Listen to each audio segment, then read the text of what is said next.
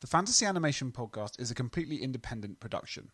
It is made by experts in the field. Chris is a lecturer in liberal arts and visual cultures education at King's College London and author of The Computer Animated Film, available in all good bookshops. And I, Alex that is, am a senior lecturer in film and media studies at the University of Portsmouth and author of Encountering the Impossible, the fantastic in Hollywood fantasy cinema, available in even better bookshops. We do this podcast to provide audiences with an informative and hopefully entertaining guide through the ways in which you can not only enjoy fantasy and animation, but study it, examine it, explore it, and of course, make it and have a career in it. I hope you enjoy the show.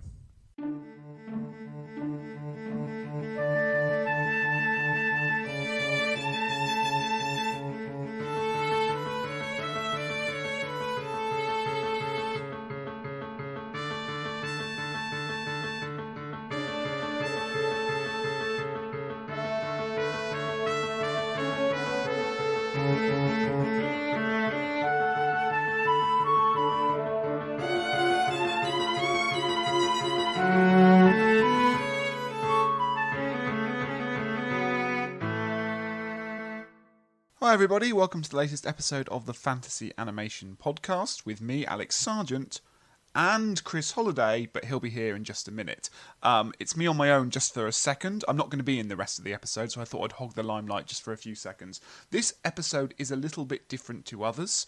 It isn't a conversation between me and Chris and a guest. It's actually a conversation Chris and one of our former guests, Chris McKenna, you may remember him from the Dumbo episode, had a while back in July at the BFI South Bank as part of a study education day celebrating 100 years of Disney entitled Once Upon a Time, a Disney Day.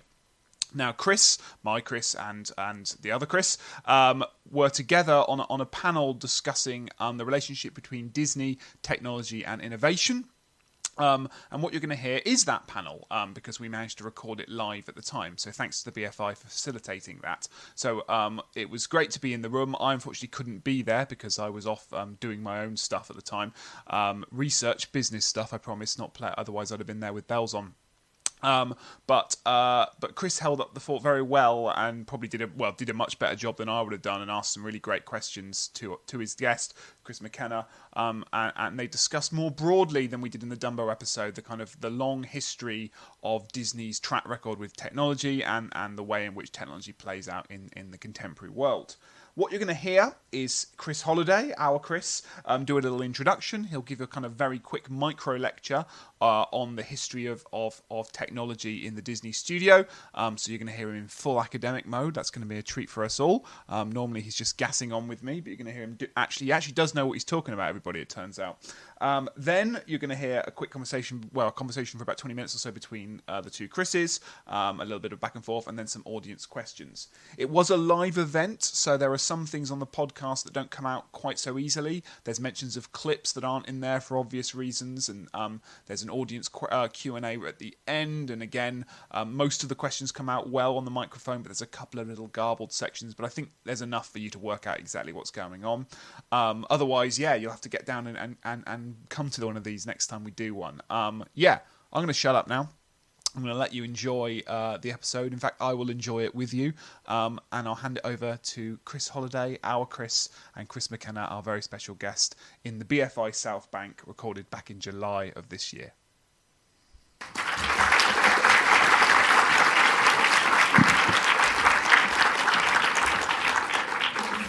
Thank you so much. Technology has been mentioned a few times, and this is the focus for our next session, technology and innovation. And this session will be led by Dr. Christopher Holliday, who is a lecturer in liberal arts and visual cultures education at King's College London. He is also the creator of the website, blog, and podcast Fantasy Animation. And Chris will be joined by a very special guest who I will let Chris to introduce. So please join me in giving them a very well welcome to the stage.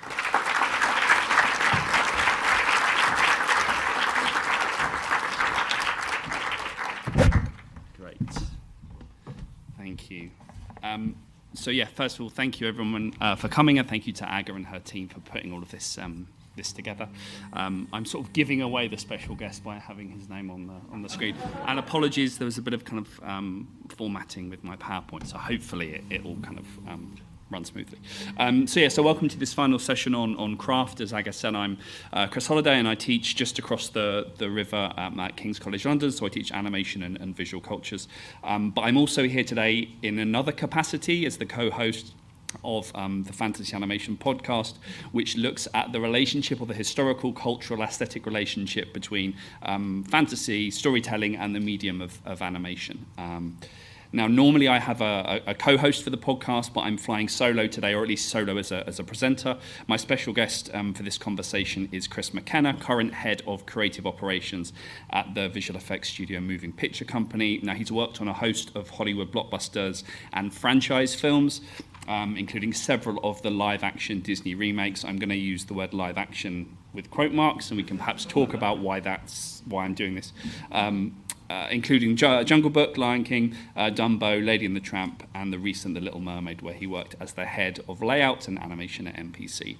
Now, before I chat with Chris about how he got involved in working in this new cycle of Disney live-action remakes, and to hear about the challenges of adapting some of these sort of beloved animated classics, I wanted to begin by sort of sketching the historical relationship between Disney and technology, but equally kind of pulling together some of the threads and things that people have said related to kind of sound and colour and kind of space. My research at King's is really in digital technology, so I want to talk a little bit about computer graphics as well. So during the course of my research into CG, computer graphics, digital techniques and technology, as well as our 100+ episodes of the podcast, Disney has naturally come up a lot, and we've managed to get podcast episodes with Clements and Musker.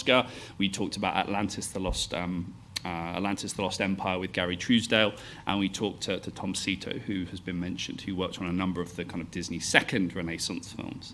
So we've had a kind of series of conversations with academics, visual effects artists, people that work in the visual effects industry, and then people that work at the Disney studio. And as I said, one of the things, Disney comes up a lot in the conversation between fantasy and animation. Of course it does. Why are so many fantasy films animated?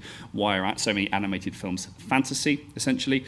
But one of the central elements that defines, I think, my interest in the studio is its connection to kind of narratives of technological innovation, essentially, and narratives of progress. Now, Walt's long-standing desire to innovate, I think, has already been sort of touched on in many ways, and I think it's served to mythologize his status as a particular kind of unique American genius, equivalent to Gershwin, Berlin, Thomas Edison and Henry Ford. I think Ford is particularly important if we think about the industrialization of animation as an art form. So I'm hoping this works and doesn't explode. Yes, okay.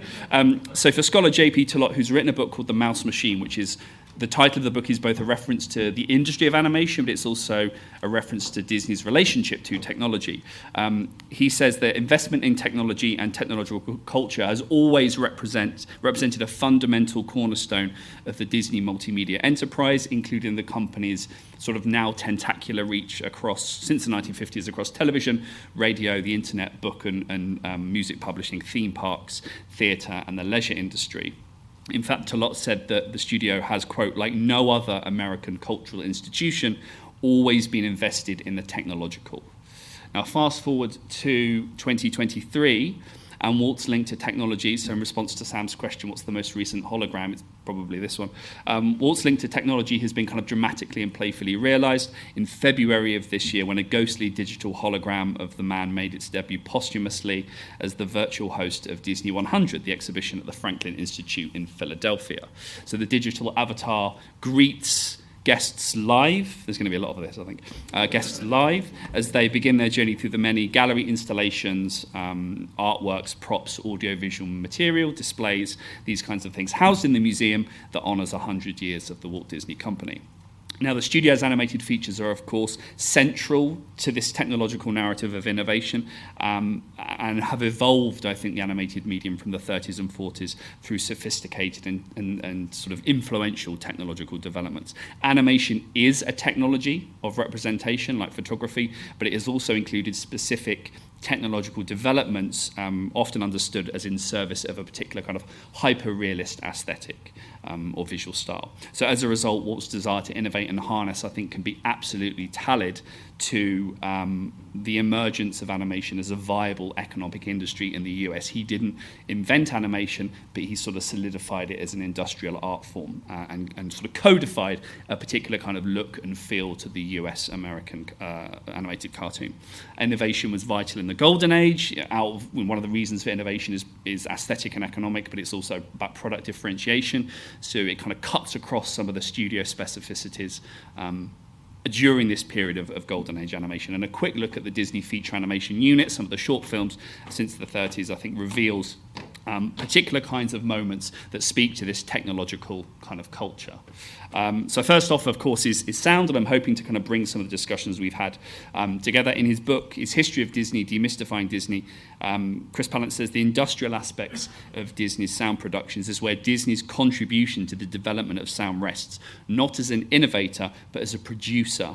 And I think Sadine was kind of talking to this a little bit, whose works announced a newfound cohesion between animation and sound. So, of course, we've already heard at length about Mickey Mousing and that kind of tight synchrony of sound and image. Walt allegedly mortgaged both his studio, his house, and sold his car to come up with the $5,000 to bring that power Cinephone sound technology for this short. Sound effects, of course, as we've heard, and sound design play a really important element in early Disney, indicated, of course, by the name Silly Symphonies anyway. In films like The Skeleton Dance, you can see and hear how these editing patterns, as Celine was saying, are kind of closely synced to the beats. And I think animation in particular allows you to animate to the beats and the pulses of the rhythm. At this point, I think it's important to say, and it came up actually when Amy was talking earlier, that at the same time as Walt's investments in these technologies clearly paid off, he didn't do this alone. Advancing sound and sound for animation was this collaborative process, exactly as you were saying, that involved both men and women who have experimented with music and, of course, the craft, honing the craft of animation more broadly, and who are perhaps written out of histories. So I think there's lots of work being done on the women of Disney, which is important to note. Next up is colour. So again, Amy mentioned, I think at a time when colour was still being debated in the live action context as a mere fad, to the extent that in 1940, only 12% of Hollywood films were shot in colour.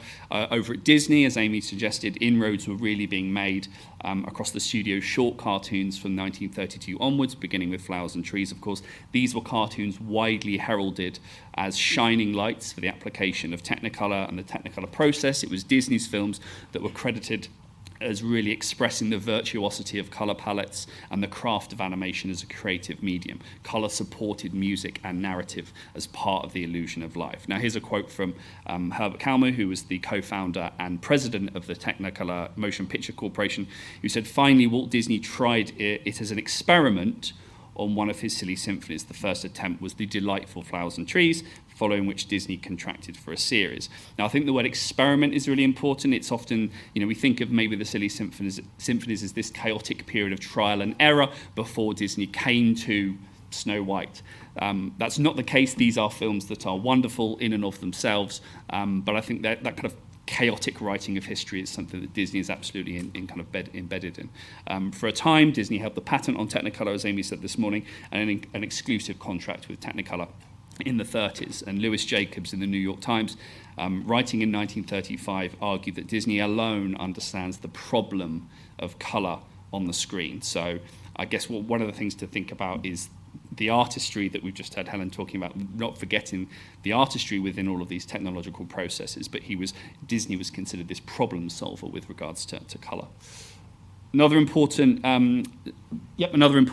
Disney development alongside sound in the adoption of the Technicolor three-strip process, or three-strip Technicolor process, was the multiplane camera. So a device that allowed the camera to move vertically rather than horizontally. So planes of action organised, and you can see on the left-hand side the arrangement of the multiplane camera that allowed for depth and dimension. So in the same way sound is enriching the image, you've got the image being enriched through camera movement. Each of the planes, like a theatrical stage, played with foreground, background, lit differently, and you can see a number of sequences. The Old Mill is probably the best example, the opening sequence of the Old Mill, which is just a camera movement, and then when Snow White gets lost in the woods.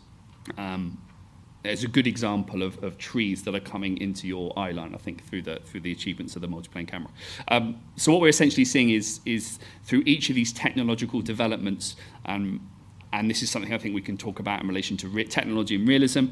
With each technological development, Disney has been credited as nudging the medium or coercing the medium more towards a kind of hyper-realist or neo-realist practice and set of visual orthodoxies more akin to live action, or at least shots and styles that are cut from the same cloth maybe as live action.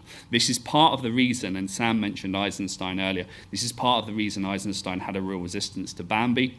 He was like, it could just be filmed. Why is this animation? It could just be filmed. So there's a bit of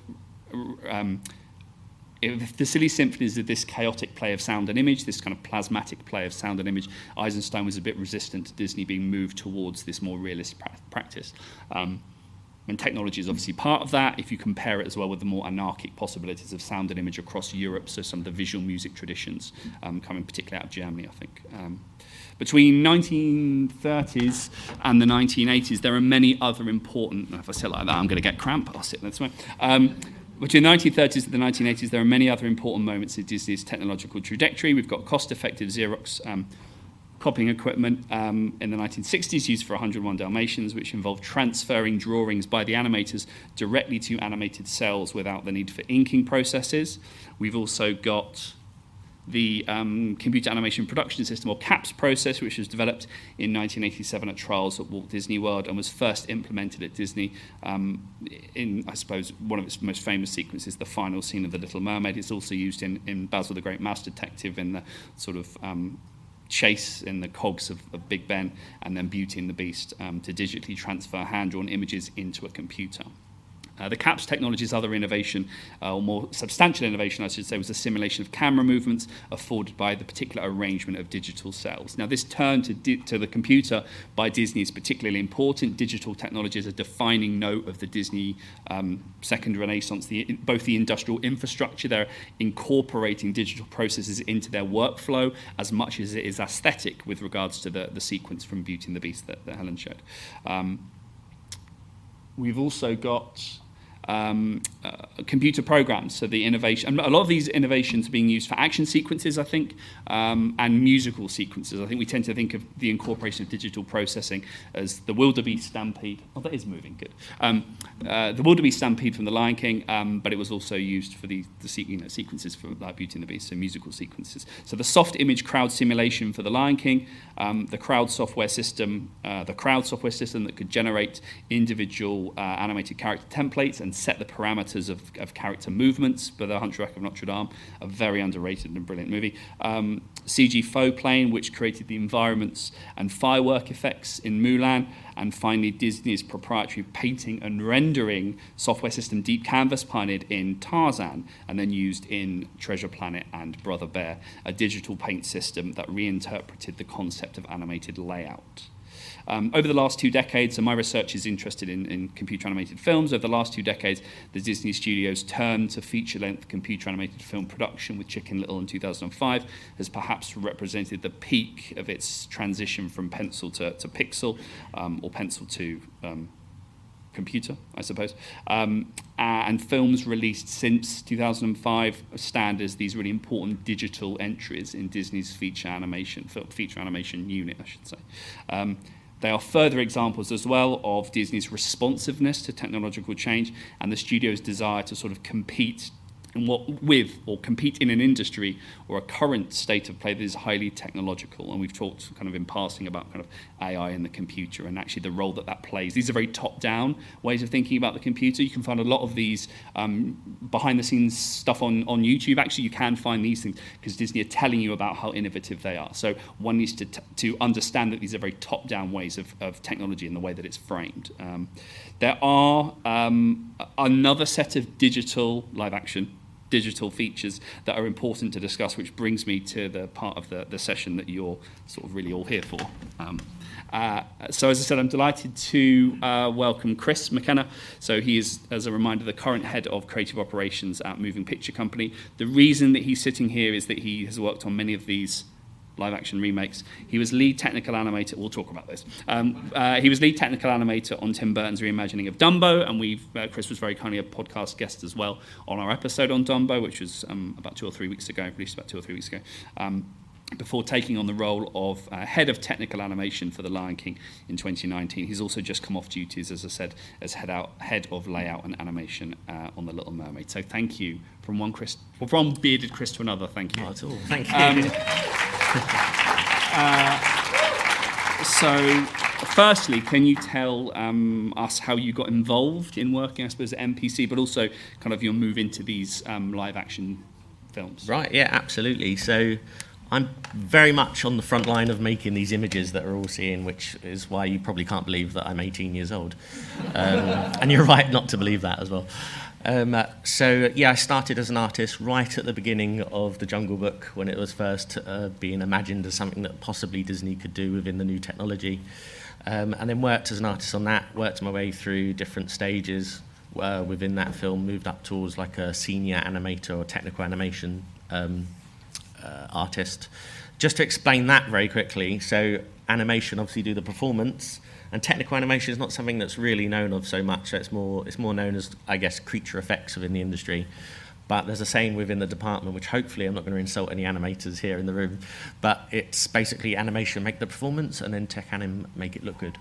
So take with that what you will, but basically doing the finishing touches, adding the fur dynamics, adding the ground collisions of skin on the floor, all those kind of finishing techniques that you see within the production, muscle simulation, sculpting of anatomy if it's needed. And then, yeah, basically progressed my career through that, through being an artist, moved way up to senior and technical animator, became head of department, and now currently head of creative operations for MPC in London. So it certainly keeps me busy. That's probably the right way to explain the title. So, I mean, this isn't one of the questions I prepared for you, so I'm going to... So technical animation is connected more to character than anything else, would you say? Absolutely, yeah. So based on creature effects, I guess, more so than... we touch on like environment dynamics and all those grassy plains and trees that you see moving. We're involved in that as well. Very much the technical aspect, more of a simulation rather than animation. Yeah. Well, actually, this is probably a good, when you talked about the simulation, this is probably a good opportunity to show the clip. We've got an example from The Lion King, or from that Chris has kindly provided from MPC, about how these kind of live action films are produced, and the sort of the space that these films occupy is this convergence of multiple technological processes that are landscape in some ways, but often rooted in character. So, yeah, if we could have the clip, please. Always wanted to say that at the BFI. Could we have the clip, please? So there we go. Remember, they're live action. So the computer obviously provides you with a kind of a really broad range of tools in terms of the animated craft. So tell us about The Lion King. What was your role on The Lion King specifically? Yeah, so I was transitioning at that point over towards from being a lead artist into the head of department. So very much both sides within that project. That's why it's quite close to my heart as well, because I was literally involved, as I say, in producing the images, but also managing the people and the teams around that for that particular department. So again, mostly based within the technical animation world at this point, looking at like fur dynamics and the environment dynamics. What are fur dynamics? So basically, obviously, the lion mane is going to be a huge part of this project, and something that was brought up right at the early stages, of course. And so looking at the way that we could actually make that move in an efficient way, because obviously we have to remember that we have to deliver these projects within a specified time range, because Disney obviously wouldn't appreciate it if we took our own time as much as we'd like to as artists. So yeah, we used new technology in order to do what we did on The Lion King, and we also used proprietary tools that we developed ourselves, and that's something that I'm really passionate about as well, actually finding different ways to create the things that you see on the screen, looking at efficiencies, but also looking at ways that makes it more enjoyable for the artist as well. So that even goes to like UIs and making it more artistic centric for the artist. So we're talking about going back to when people were literally drawing on a piece of paper. How can we make that same experience within the computer? And of course now we've got new technology with goggles, VR, 3D bits and pieces, sculpting. So yeah, there's lots going on that world. I'm deviating slightly, but because I was going to say, you've obviously got two competing sets of challenges. You've got the challenges of technology, where you're trying to work out some of these, presumably these problems that you don't yet know what they're going to be, because mains have to, fur has to move in a particular kind of way. Well, I'd like to talk to you about performance a little bit later on, and whether or not you can kind of consider yourself an actor. But I suppose the other side of these challenges is equally that you are animating films that people know. And you are animating kind of these beloved animated classics. So I just wondered, obviously you're conscious of that, but how did that not play into, you're thinking about how these films are going to be received, you presumably know the films really well, so how does that work? Your role on a film like The Lion King, which, of course, it's a stage show as well, it's a number of shorts, it's sequels, it's midquels, it's this kind of multimedia object, but you're also remaking The Lion King. Yeah, incredibly nerve-wracking. I can't explain that enough. We're watching these characters on the screen, and then suddenly we're involved in making them move and in making them perform in a way that we know is going to get criticised as well, for every single slight detail. Simba looks slightly different, his mouth doesn't work in the same sort of way. Obviously, we're doing photo real as well, so it's difficult to get the balance. But if we talk about Uncanny Valley kind of situation, the difficult balance of getting photo real creatures on screen, but as well as the character performance that we all know and love, and that's always the difficult balance, ensuring making sure that it's emotive enough that the audience would appreciate it, but also still fits within that real world situation. And if just to go back to something like The Jungle Book, for example, where you've got an actual real boy in most of the shots, obviously we need to make sure that ties up as well. So it's a very difficult balance to make sure. So is it more freeing to not have those live action elements that or freeing's maybe the wrong word, but yes, it is slightly, yeah. Lion King, for example, where it's full CG, apart from I think one sky in the whole show is not. Then obviously we've got a little bit more freedom, but as I say, the difficult thing that we have is that it's photoreal, so we still have to do within the realms of what everyone expects photoreal to look like. Yeah. Was the original it's going to sound obvious, was it an obvious reference point? Like, were you matching up? Because some of these remakes tread quite different ground, some are quite similar to the original. So if we think about storyboarding, the process of designing this animated film, you've essentially got your storyboards, because the storyboards are the original animated film. So how much of a reference point was the original film, the 94? Yeah, it's a good, absolutely. Like, we always reference back to the original performance, if you like, because that's what the audience is going to expect as well. Some similarities between the way the characters move, even.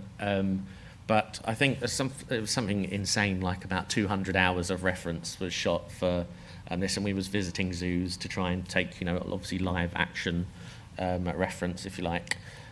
So yeah, that's always going to be a massive part of what we do, and just character movement alone. Obviously, we're looking at photoreal, so we need to make sure they move in the right way.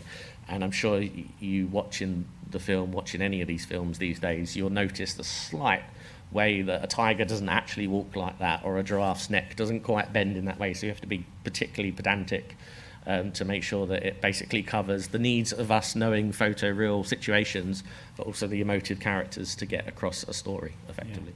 Yeah. The time has come for me to talk about these. So a lot of these films are, as you said, the Jungle Book does include a live action element, because Mowgli, but a lot of these films, and I think there's an interesting way that they're received in terms of them being live action remakes that are quite clearly, from the clip you can see really technological spaces, and this question of photorealism and why we need to qualify why they're live action. They are live action in the sense that live action is an aesthetic that has been copied. That is the definition of photorealism. It's the replication of lens-based media. The computer doesn't look like anything. It looks like numbers and wires, but it can be made to look like anything. It can look like a line of charcoal on a page, or a pencil, or gouache, so it can adopt and copy all these styles, but it doesn't look like anything in and of itself. One of the things it did very early on is copy lens-based media. So refraction of light, when light looks like it's being entered, or it looks like it's entering into a lens, the playing with deep focus, cinematography, virtual cinematography, these are all ways in which we've understood computer graphics, essentially. So we're dealing with a film that is trying to replicate lens-based media. Were you working on an animated film or a live-action film? Oh, the big question. I am challenged in answering that What do you question, think? What do you think of that distinction? I would say live action. Okay. Yeah, because our focus, our priority was to make it as real as possible.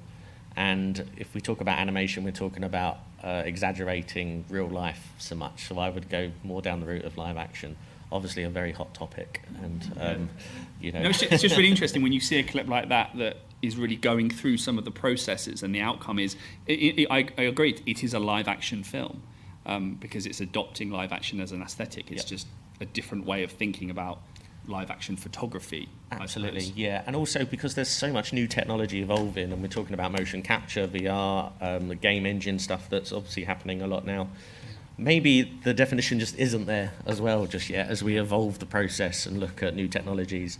Yeah. Maybe, you know, those Oscar categories maybe need to evolve. And I think that the murmuring implies that there'll be some questions about that. I just had a couple of other ones really. Do you, in that issue of performance, and again, this is one of the debates that comes up. You know, animator as who performs the digital image? I suppose the collaborative. You know, all the animators who work on it, the voice actors who work on it, the motion capture performer who might not be the voice actor, and we always need to think of digital performance as an accumulation of different kinds of contributions. Of course. Do you see and one of those is the animator as actor. So do you see yourself as an actor in the way that you're trying to craft performance? Absolutely. So I think in terms of animation specifically, it's very easy sometimes once you get involved in these characters and you start performing. You're basically the puppeteer. I love that you start performing. And you are the performance artist, and you shoot yourself as reference, and that is driven as part of the character. And actually, as part of the process, you can identify specific animators that have worked on specific shots, because you can literally see their performance within the individual shots, which makes it quite interesting to be able to go and talk to someone directly about, can you just change your performance a little bit so the character's performance is a bit more what we want as part of the story. But yeah, very much so. You sell your soul to these characters, even more so because it's Disney and because these are beloved characters. There's no way that anyone on the team would just be doing it because they like computers. They're doing it because they love these characters, and you sell yourself to these characters. The issue of performance, I think, in the way that you've described it, is really interesting because the spectator obviously never ceases to believe in a unified performance. The Simba in one shot is the same as the performance is continuous, and yet you're saying you're watching it, perhaps being able to discern the different contributions of the animator. Yeah, absolutely. But from a spectatorial point of view, we are you just have to believe, and this is true of Hollywood cinema in the 20s and 30s. If you think about stunt doubles and cutting into different kinds of performers to create the illusion of a unified performance, this is just almost an intensification of these kinds of long-standing processes. I'm going to do my best to kind of keep to time so that we don't take any time out of the break or the round table. But I guess my final question before I open it up to people who I'm sure have lots and lots of questions, is there a shot or a sequence from The Lion King that you're either most proud of, or the one that caused you sort of sleepless nights, that you're like, that's the one that that's the one? Absolutely. I think, well, first of all, every single shot. the film. Yeah, the whole film. Again, because it is such a beloved film and these characters are known throughout all generations as well. Every single shot was very traumatic's the wrong word, but nerve-wracking, in order to make sure it was as good as we could get it for the audience. From my point of view, I always like the technical side of things. So I come from a technical background. So the shots where we've invented new tools or new workflows, or when we've used new bits of software or invented proprietary software in order to make things happen. So you're making your own software to solve a problem. Absolutely, yeah. So that for me is some of the best stuff. But the iconic sequences within the film, with obviously the Mufasa clinging to the edge of the cliff, or that's your trauma. That is trauma. Incredible trauma, yeah. But yeah, all those individual really highlighting sequences for me was everyone just put a lot of effort into it because we wanted it to be correct. And so literally, I don't know if I've really answered your question. No. Basically every single shot. Yeah. Well, I think we've got about 10 minutes for questions. So if people do have questions about kind of any of the processes perhaps, or any of the films that Chris has worked on, we'll come straight at the front. If there's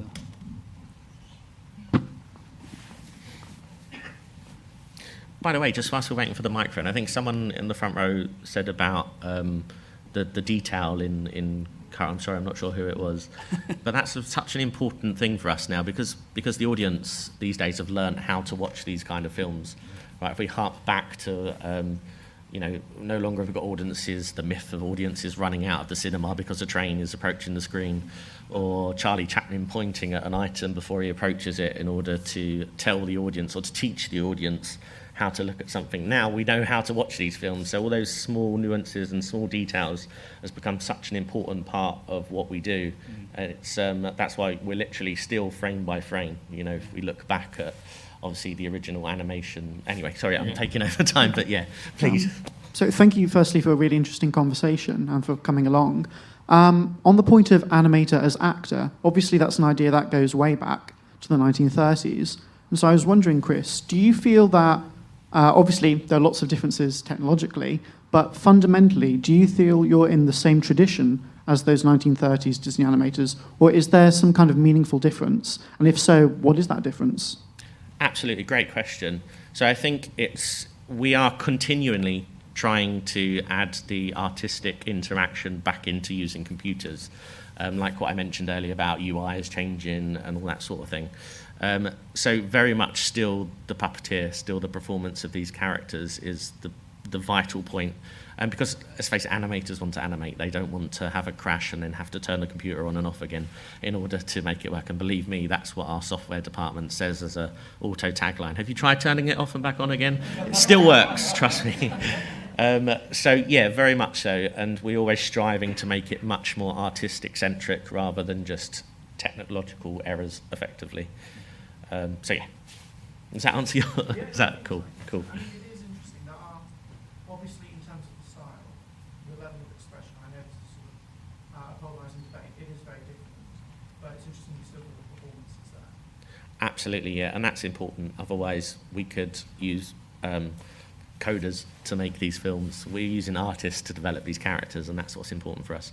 Otherwise, you won't get the character performance that you expect on the screen. Yeah.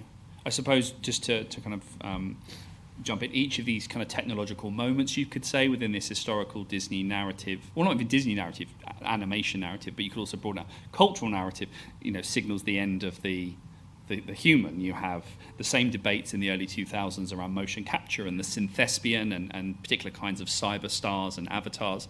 You have the crisis of humanity around then, and then 20 years later we're having it again around AI and machine learning and the death of kind of agency, human agency. And this is kind of why, certainly in some of the stuff I've read around digital technology, the distinction between computer generated and computer animated, the difference being the kind of automatic process, and a recent event I went to around AI, the difference between AI and AI driven.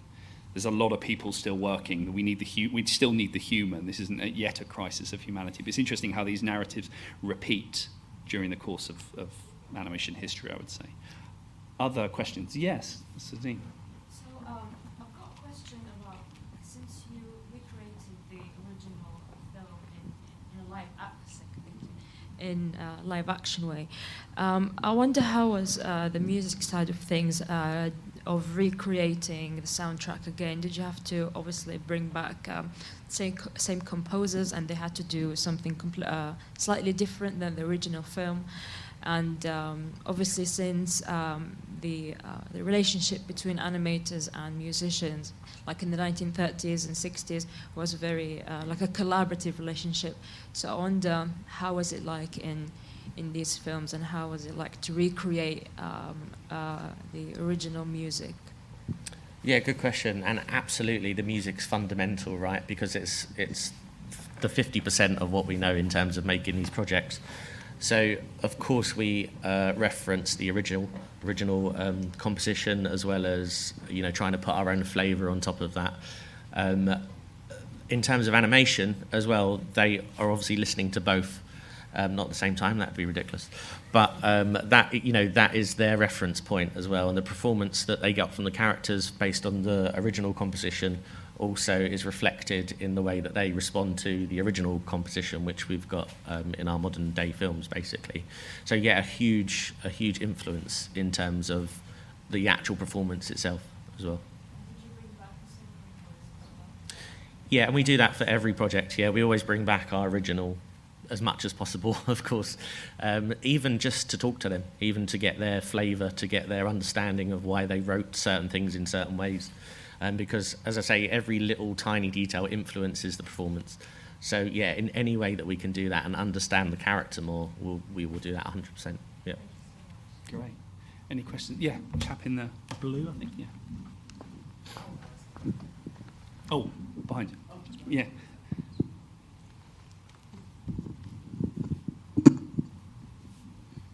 Hi. There's no way of me asking this without it seeming negative, so I apologise to start off with. I've got to go, actually. Clearly, they're technological marvels, and the creativity that's in them is amazing, but they haven't been as well received as the originals.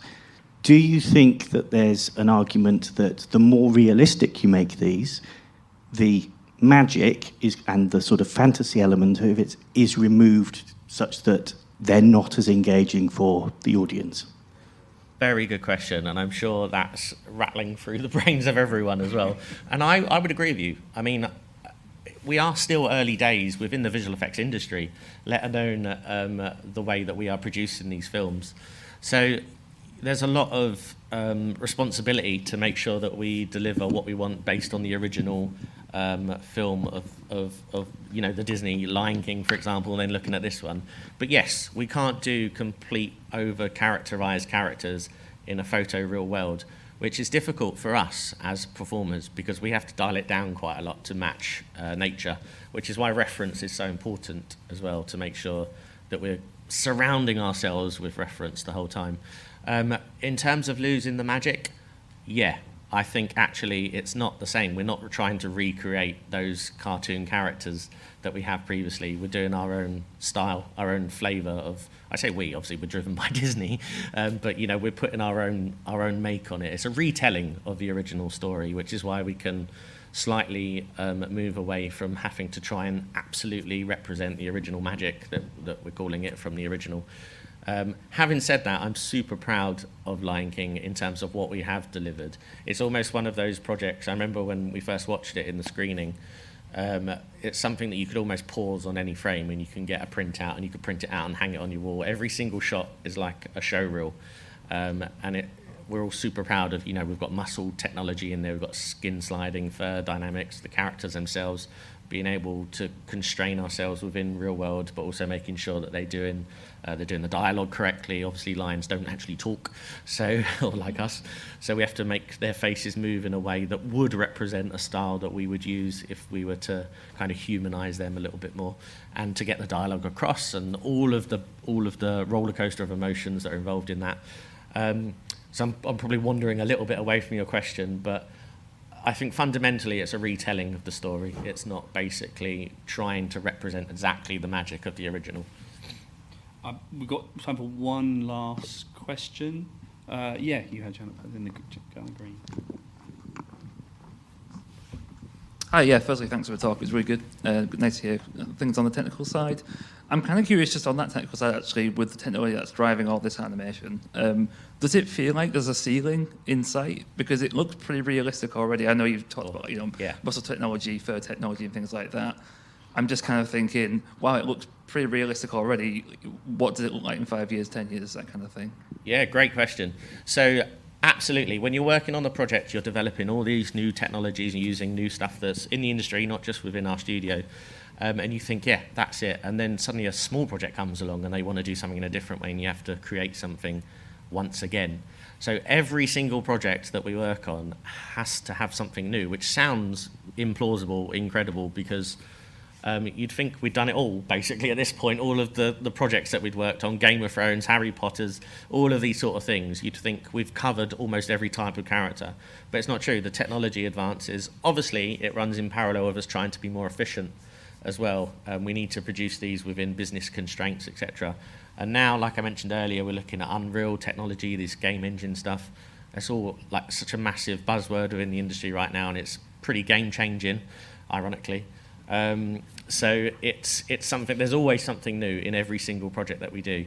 In terms of making it more photoreal, we are still currently looking at new technologies in order to do that. I think I'm allowed to say this. I'm sure no one's recording. We're working on Lion King 2 as well, so we've basically got new technology that we're using in that. It's also going to be slightly different in terms of the characterization and the performance as well, so watch this space. Super exciting things happening there.